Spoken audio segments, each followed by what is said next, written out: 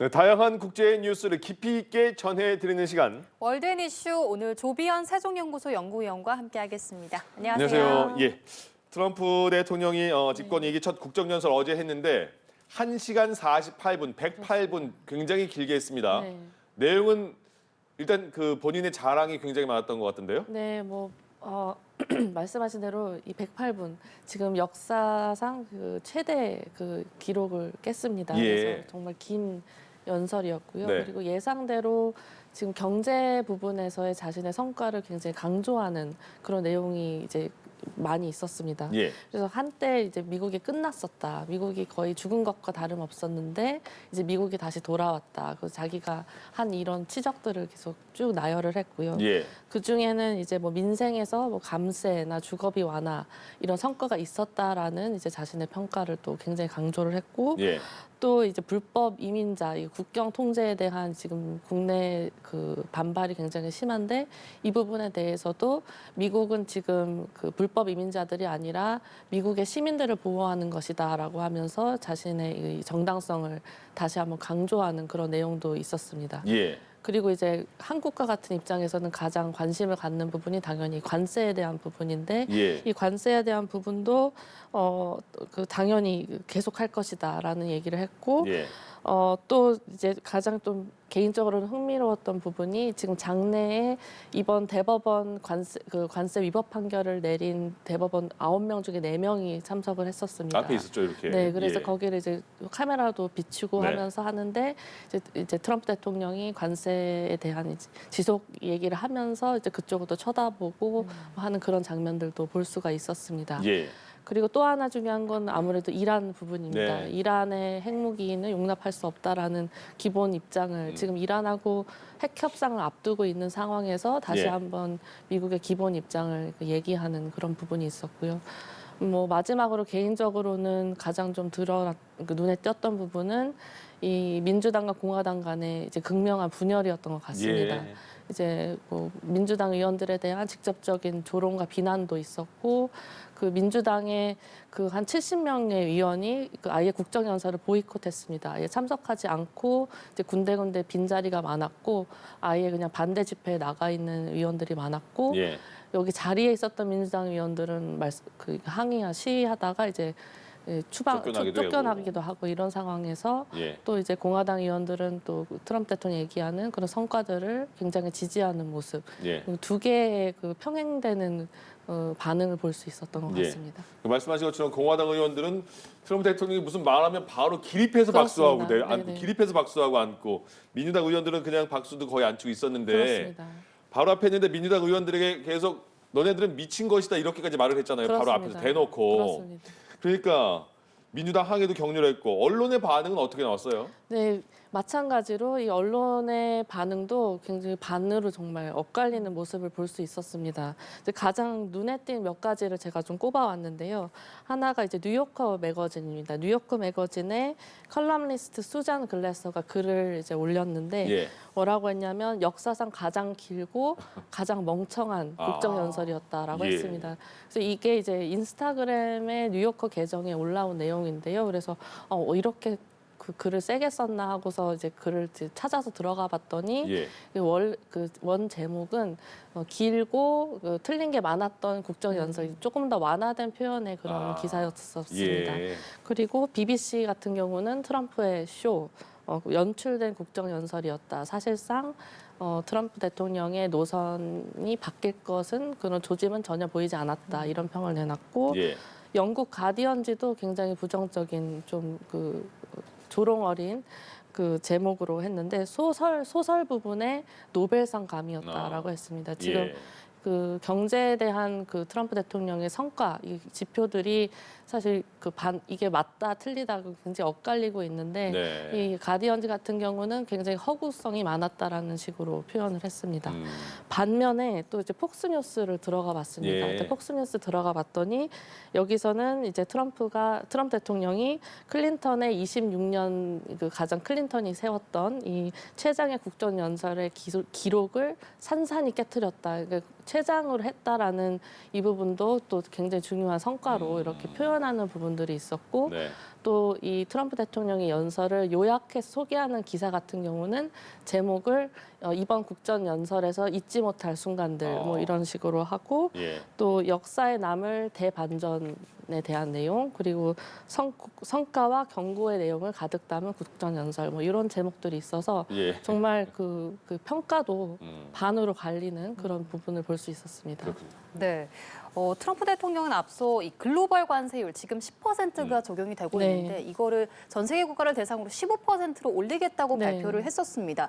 이런 상황에서 미국 무역대표부 대표가 일부 국가에 대해서 15%로 올리겠다 이렇게 밝혔는데요. 네. 둘이 말이 다른데 그럼 우리는 네. 어떻게 봐야 할까요? 네, 지금 뭐 이게 10%냐 15%냐 그 이상이냐 정말 혼란스러운 것 같습니다. 그 일부에 누가 들어가냐 안 들어가냐 이것도 그렇습니다. 문제가 네, 됐네요. 네. 그래서 말씀 지금 해주신 대로 지금 트럼프 대통령이 처음 20일에 서명한 포고문, 24일에 발효된 이 포고문에는 이 10%를 모든 국가들한테 적용한다라고 되어 있습니다. 예. 그런데 또 바로 20일에 서명을 했는데 21일 바로 다음 날에 예. 트럼프 대통령이 자기 트루스 소셜 계정에다가는 15%를 모든 국가들 전 국가들한테 월드와이드라고 하면서 이렇게 적용을 한다라고 했는데 예. 또 이번에는 이 미국의 무역 수장인데 이 제이미슨 그리어 미국 무역 대표부의 대표가 이 일부 국가한테는 15%를 할 수 있다라고 했습니다. 그래서 개인적으로 전 추정컨대 아마 트럼프 대통령이 지금 10%에서 15% 이렇게 얘기하는 것은 이 무역법 122조 이게 이제 15%를 150일간 부여할 수 있는 것이기 때문에 이걸로 이제 지금 대법원 위법 판결에 대한 국가들이 이제 흔들리지 않도록 하기 위해서 경고성을 이렇게 던진 것이고 이 그 미국 그 무역 대표부 같은 경우에는 이것을 이제 이행하는 방향을 좀 더 구체적으로 설명한 것으로 보고 있습니다. 왜냐하면 지금 미국이 하겠다는 것이 122조가 적용되는 150일 동안에 무역확장법 232조하고 무역법 301조를 조사를 해서 이 두 개는 15% 이상까지도 다 부과할 수 있는 부분이기 때문에 예. 더 15% 이상이 이제 거기서 나오는 것 같고요. 일부 국가도 이 조사에 따라 어떤 국가는 적용되고 안 될 수도 있기 때문에 이런 지금 구상하고 있는 절차를 반영한 이렇게 상충되듯 보이지만 어쨌든 미국이 하려고 하는 방향을 얘기했다라고 보면 될 것 같습니다. 예. 예, 알겠습니다. 한편 미국과 이란이 오늘 다시 협상 테이블에 앉습니다. 네. 과연 협상이 이루어질지 좀 관심이 집중되고 있는데 이 대화를 앞두고 미국과 이란이 서로 다른 입장을 보였어요. 네. 미국은 이란을 향해서 새로운 제재 조치를 발표를 했고 이란은 오히려 유화적인 제스처를 보이고 있는데 어떤 전략들이 있다고 봐야 할까요? 네, 지금 핵협상 바로 직전입니다. 직전에 지금 미국은 이제 중동의 대규모 공군력, 해군력도 다 갖다 놨고 거의 뭐 전쟁의 임박성이라는 이런 엄청난 이 군사적 움직임의 그림자 속에서 이란은 계속 압박을 하고 있는데요. 이번에 이런 상태에서 이란의 이란에 대해서 하는 이 제재의 주요 내용들을 보면요.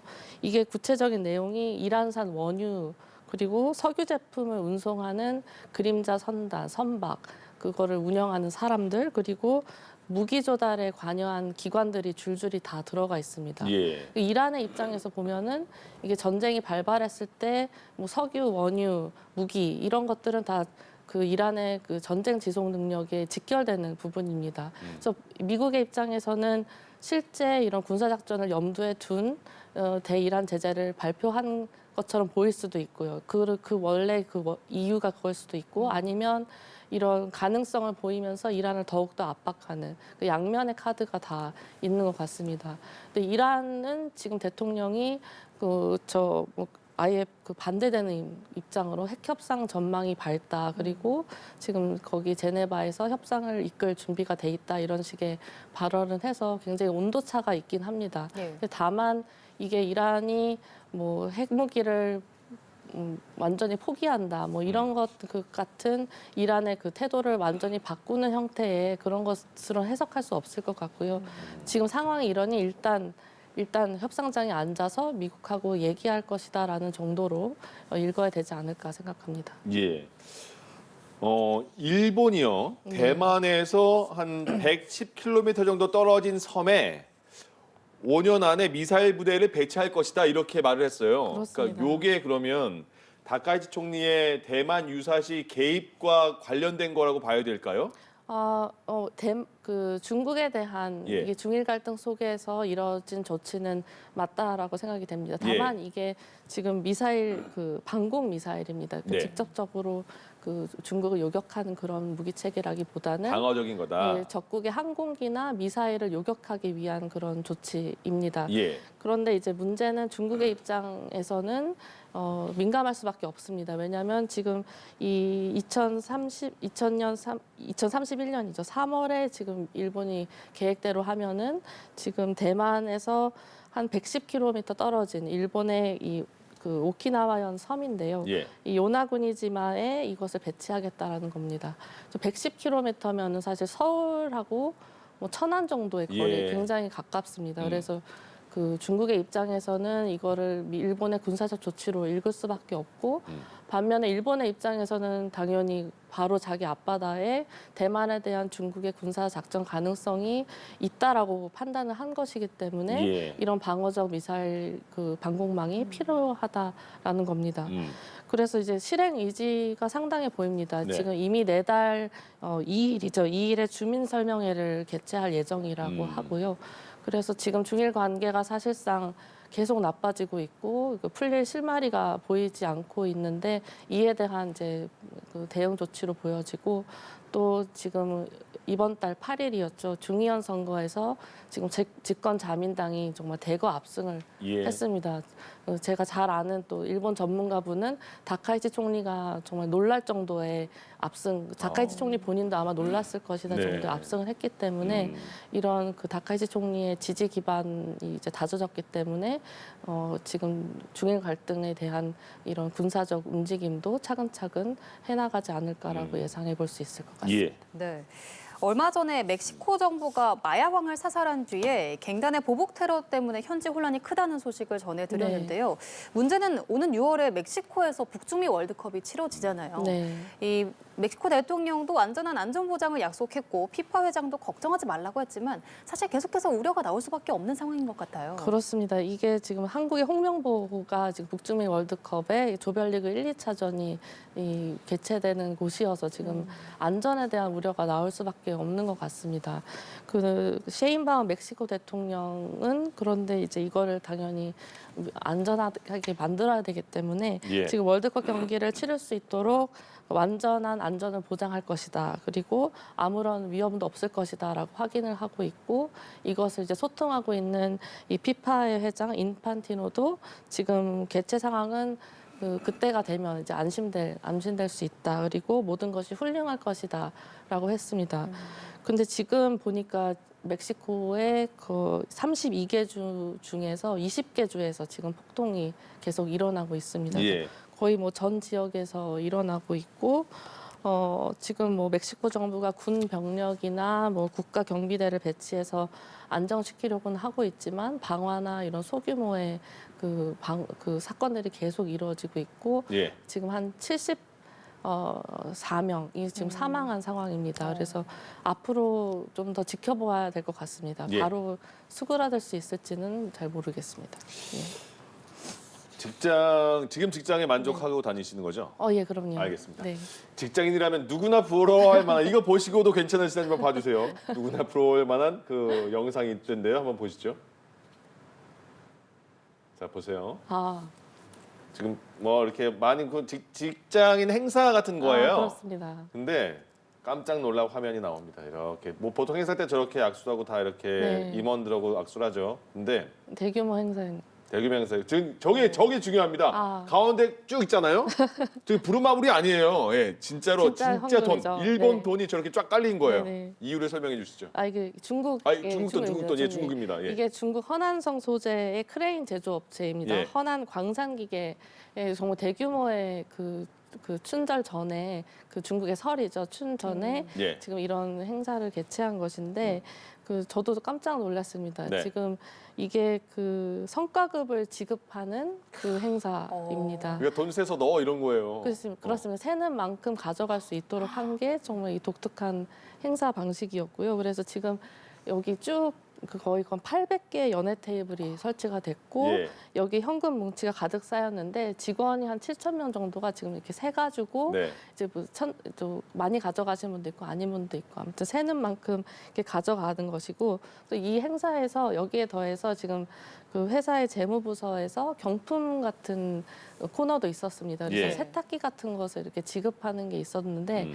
이 회사 그 회장이 이걸 왜 물품으로 주냐 현금으로 더 줘라라고 하면서 지금 전 직원한테 거의 410만 원씩 그 현장에서 또 지급이 됐습니다. 예. 그래서 지금 이 현장에서 이렇게 센 세금이랑 또 추가로 지급된 또 금액이랑 또 예. 그뿐만이 아니라 온라인 성과급도 이미 지급이 된 바가 있습니다. 예. 이거를 합산하니까 지금 기업의 순이익의 70%에 해당하는 370억 원 이것을 지금 직원에게 돌아갔다라고 예. 합니다. 그러니까 여기 그 회장님의 마인드가 영업이익 난 거는 최대한 그 직원에게 돌려준다 이런 마인드가 있더라고요. 보상하겠다라는 그런 그래서 이게 보통 다른 기업의 어떤 홍보보다도 예. 최고의 효과를 가지고 있다라고 지금 평가를 받고 있습니다. 알겠습니다. 네, 말 그대로 정말 성과급을 쓸어 담을 수 있는 그렇습니다. 그런 행사였던 것 같습니다.